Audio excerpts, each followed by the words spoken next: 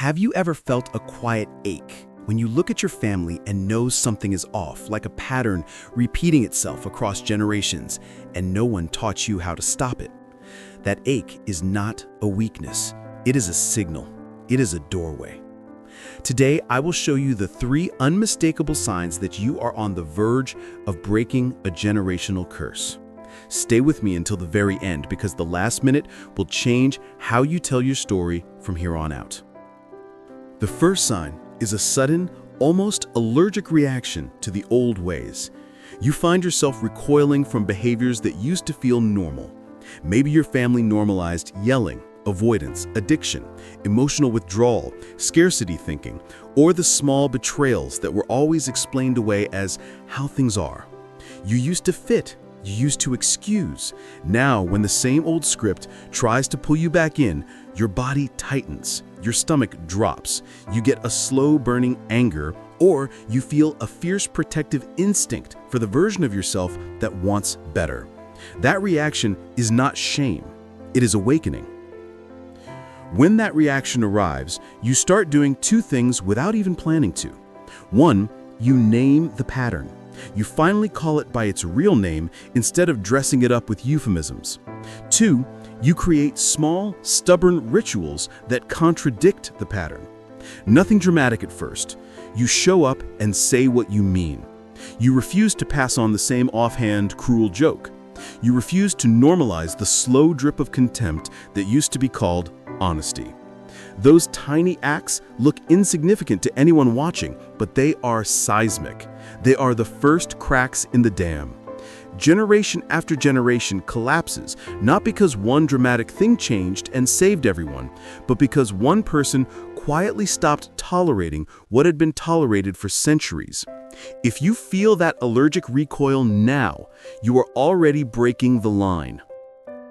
The second sign is that you begin to feel unbearably, gloriously responsible for a future you have not yet earned. Responsibility here is not guilt, and it is not martyrdom. It is clarity. It looks like this. You wake up and you see children, nieces, nephews, even people you haven't met yet, and you feel compelled to rewrite the rules they inherit. You realize the habits you keep now become the inheritance they receive. You feel this in mundane decisions: how you manage money today, how you speak about emotions, how you model boundaries, how you resolve conflict without violence or passive aggression. Every small choice is suddenly a blueprint. When responsibility hits, your choices sharpen. You begin to learn the language of repair. You stop saying, "That's how my parents are," as if it is an excuse. You start asking, "How would I explain this to a child?"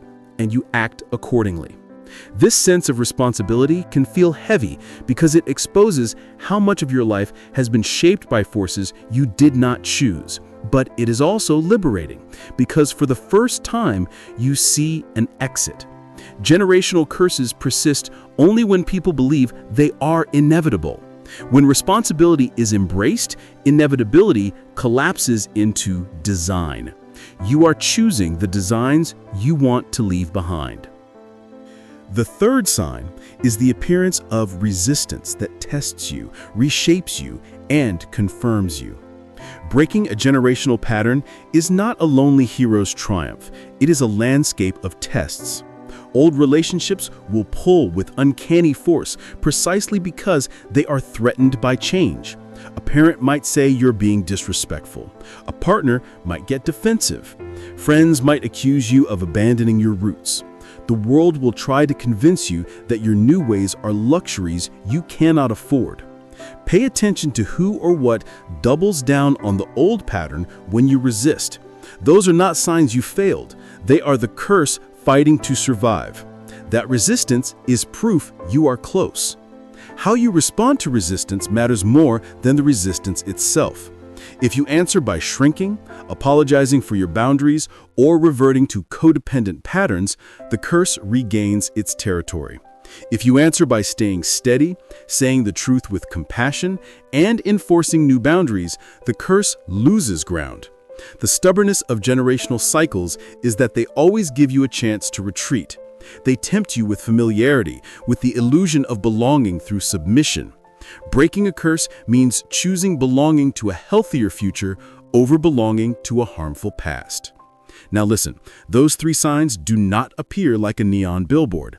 They show up as small, disorienting shifts in mood, in conviction, in relationships. They come in whispered changes that can be missed if you are in a hurry. If you recognize the allergic recoil, the sense of responsible design, and the force of resistance pushing back, you are not merely feeling nervous about change. You are standing at the threshold of systemic transformation. The work from here is not heroic in the cinematic sense. It is stubborn, repetitive, and brave in the domestic sense. So, what do you actually do with these signs? Not because I want to give you a checklist to tick off, but because the simplest actions repeated relentlessly are the ones that create new traditions for future generations.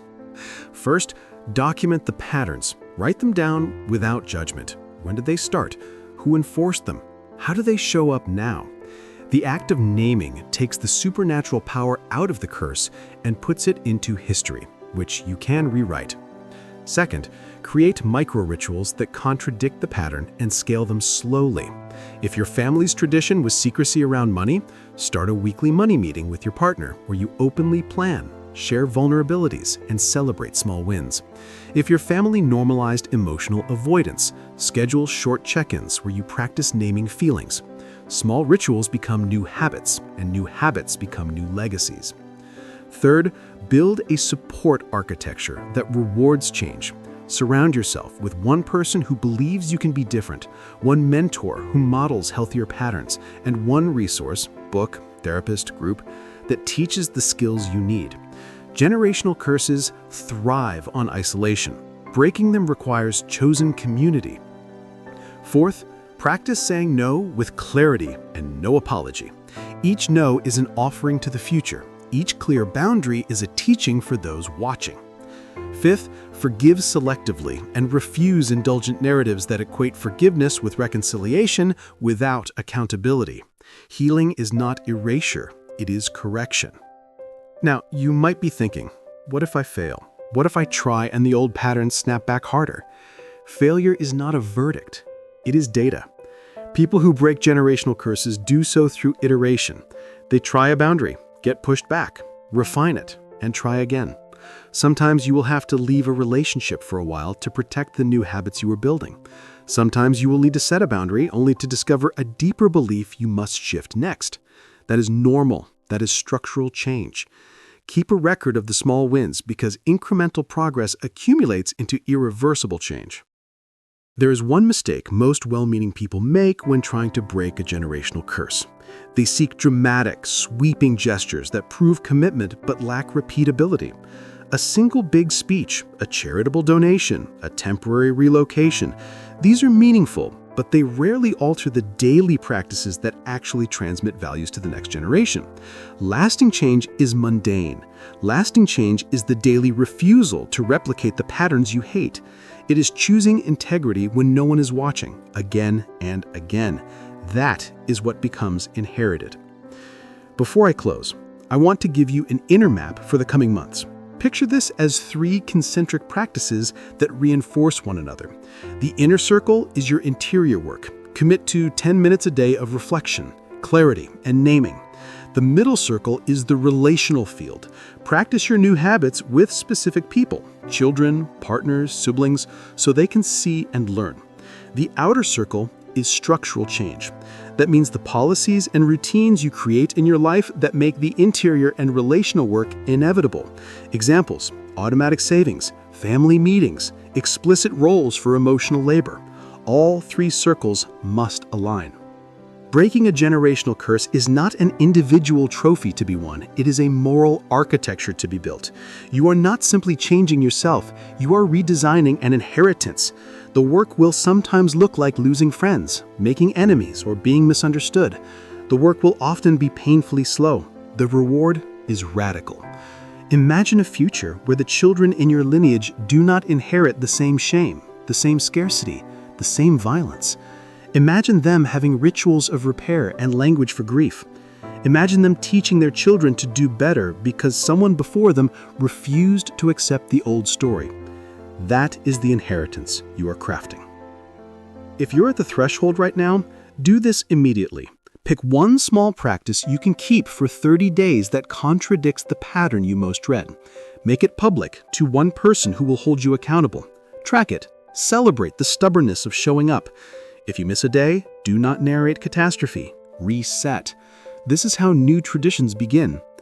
You are allowed to grieve the parts of your past that were real and harmful. You are allowed to mourn missed chances without letting them define your future. Breaking a generational curse requires grief and courage in equal measure. It requires you to tell a new story about who you are and who you will be for those who come after you. If you recognize these signs in yourself, know this: your recognition is not the end. It is evidence that a break in the pattern is possible and already starting. Your smallest consistent acts will become the scaffolding for radical freedom across generations. Your courage right now will be the quiet miracle your descendants will one day inherit without having to thank you. Stay with the work. Keep naming. Keep building rituals. Keep setting boundaries. Keep choosing responsibility over resignation.